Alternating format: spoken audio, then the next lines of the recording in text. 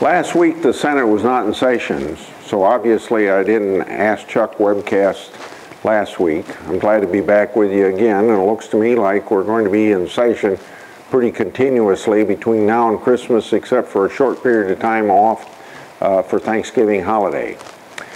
So I'll be with you several weeks between now and Christmas, and there's several really big things that have to come up between now and then.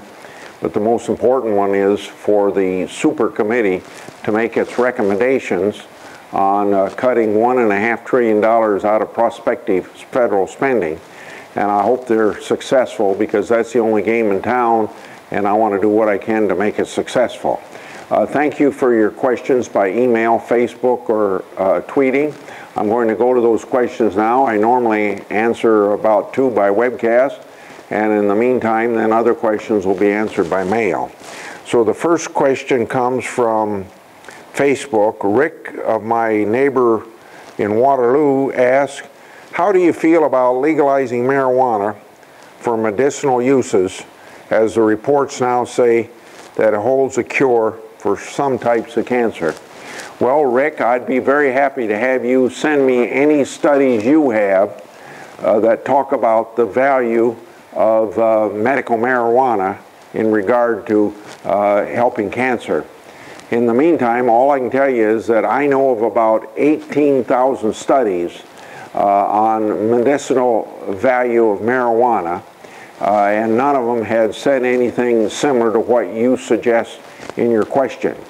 So I've taken a position not to be for legalization of medical marijuana until there is studies done by the Food and Drug Administration to make sure that it is a valuable product and can be used for that purpose. You understand that's what we do with most things that are prescribed for people, is to make sure that the Food and Drug Administration accomplishes 2 things through a study. 1, that it's effective, and number 2, that it's safe. And any studies that would lead me to suggest that medical marijuana ought to be legalized ought to come on the same basis as other curative drugs. I'll go on to the next question. Carrie from Pleasant Hill tweets, are you working on any new regulations to help prevent another banking crisis?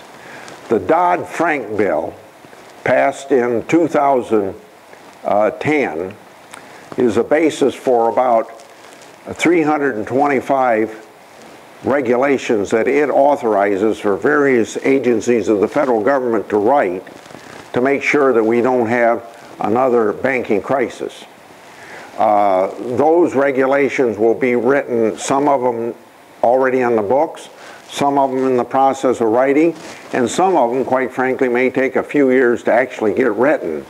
But that process is done by either the regulatory agencies in the executive branch of government or other people that are in the cabinet.